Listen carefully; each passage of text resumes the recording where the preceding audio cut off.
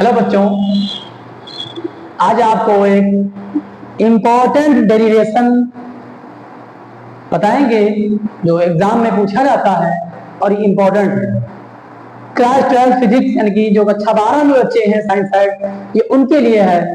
तो ये जो चैप्टर आपका फिजिक्स में 4th चैप्टर है उसका डेरिवेशन ये है। समांतर प्लेट संधारित्र की धारिता के लिए व्यंजक प्राप्त करना है। तो बेटा इसमें क्या होता है कि माना दो समांतर प्लेट कैपिटल X व कैपिटल Y स्मॉल d दूरी पर रखी हुई। मतलब हमारे पास बेटा एक प्लेट कैपिटल X है, बेटा एक प्लेट आपकी कैपिटल Y है। एक X है बेटा और एक आपके पास कैपिटल Y है। अभी हमने बताया कि इन दोनों के बीच की दूरी स्मॉल d है।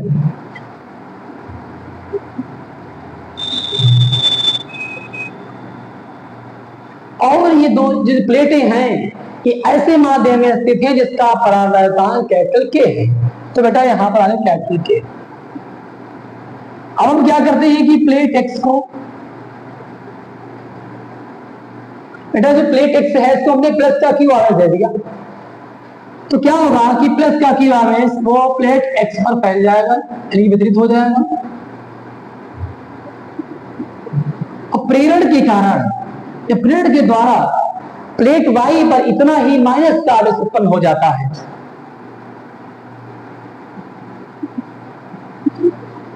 अब क्या करते हैं बेटा कि प्लेट Y को हम पृथ्वी से कनेक्ट कर देते हैं ताकि इन प्लेटों को दिया गया आवेश जो प्लस का हमने आवेश दिया था और प्लेट Y पर जो माइनस का उत्पन्न हुआ उसके बाद में इसको हम पृथ्वी से अटैच कर देंगे, सारा चार्ज में समाहित हो जाएगा। ये बेटा आपका पृथ्वी का सिंबल है, ये मिल गया पृथ्वी। ओके, बस चित्र में आपका इतना ही बन गया। तो बेटा प्लेटों के बीच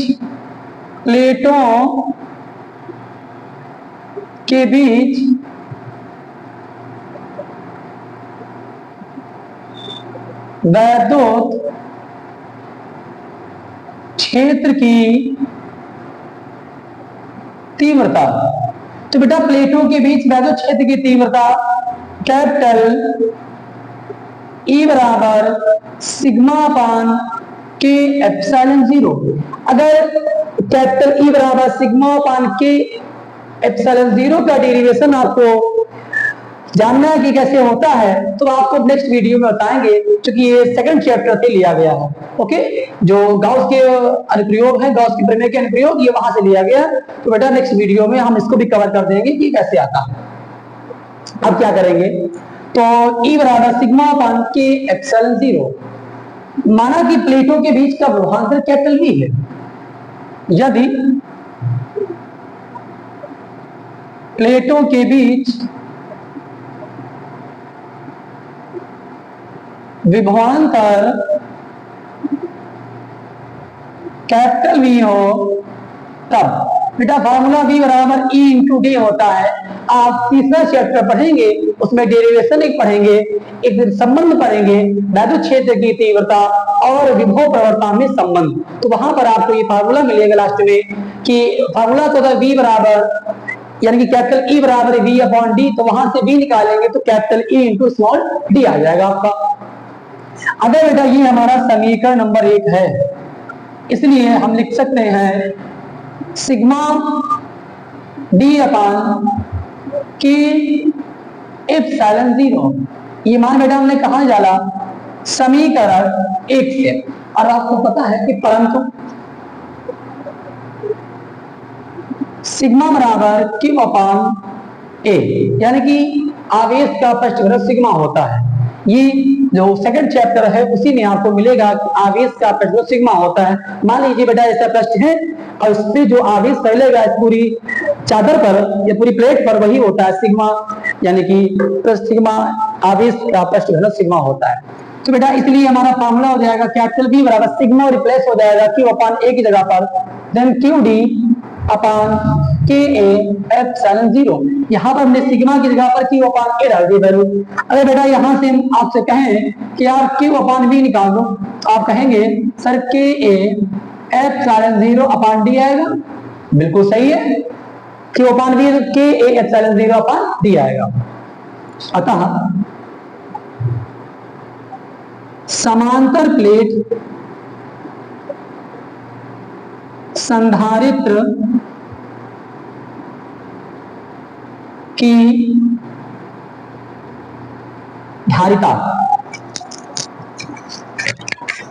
समांतर प्लेट संधारित्र की धारिता बेटा फॉर्मूला अगर हाँ एक चीज और भी है कि हम बेटा इसको समीकरण नंबर 2 कह सकते हैं। तो धारिता क्या बेटा होती है, C बराबर Q अपान V। सी बराबर बेटा क्या होता है, Q अपान V होता है। यहां से हम क्या करेंगे बेटा, Q अपान V का मान समीकरण 2 में निकाल चुके हैं Ka एप्सिलॉन 0 अपान D, ये मान कहां से, समीकरण 2 से। ऐसा होता है कि समीकरण 1 या 2 मानते हैं तो जब आप मान नीचे डालो तो वहां पर लिख दो आगे कि ये हमने यहां से लिया है, ताकि एग्जामिनर को समझने में प्रॉब्लम ना होने पर। लेकिन बात ये रहती है कि एग्जामिनर को सब पता रहता है, लेकिन आप वहां तो होंगे नहीं, आपकी कॉपी होगी, तो किस तरह से कॉपी एग्जामिनर को प्रूव करे कि हाँ ये आपने यहां से डाला है। आप तो वहां होंगे नहीं, आपकी कॉपी ऐसा लिखेगी, आपकी कॉपी बता देगी हाँ ये यहाँ से मान डाला गया है, तो तब बताएगी ना जब आप लिखेंगे ऐसा। तो यहां से बेटा अगर देखा जाएगा इतना आप आ गया, तो फाइनल लिख सकते हैं C बराबर Ka एप्सिलॉन 0 अपान D। ये आपका आ गया रियल फार्मूला। फिर यदि प्लेटों के बीच वायु अथवा निर्वात होता के बराबर 1, बेटा के बराबर 1 होता है, इसलिए C0 बराबर A एप्सिलॉन 0 अपॉन D। बेटा जब k का मान हमने 1 डाल दिया तो यहां से k 1 आ गया, तो A एप्सिलॉन 0 अपॉन D बच गया। इसको हमने मान लिया C0 मान लिया वायु के लिए, इसलिए हम ये भी लिख सकते हैं C अपॉन C0 बराबर C का मान क्या बेटा, Ka एप्सिलॉन 0 अपॉन D।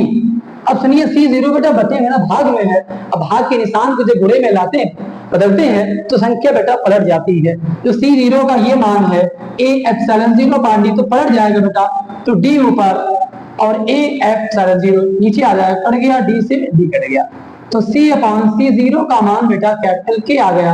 आप ये लिख दें, चाहे तो आप ये लिख सकते हैं C बराबर KC0। कभी कभी डेरिवेशन में कभी कभी न्यूमेरिकल्स भी आते हैं बेटा, इस पर आधारित कि निर्वात में धारिता इतनी है तो माध्यम में बताइए, या माध्यम में इतनी निर्वात में इतनी है तो K का मान बताइए, तो ये सब न्यूमेरिकल में आ जाता है। बाकी बेटा ये आपका पूरा यहाँ पे रियल प्रूफ है, बाद में आगे फार्मूला बनाया जाता है। ओके, और नेक्स्ट वीडियो में मिलते हैं हम अगले डेरिवेशन के साथ। ओके बेटा, थैंक यू।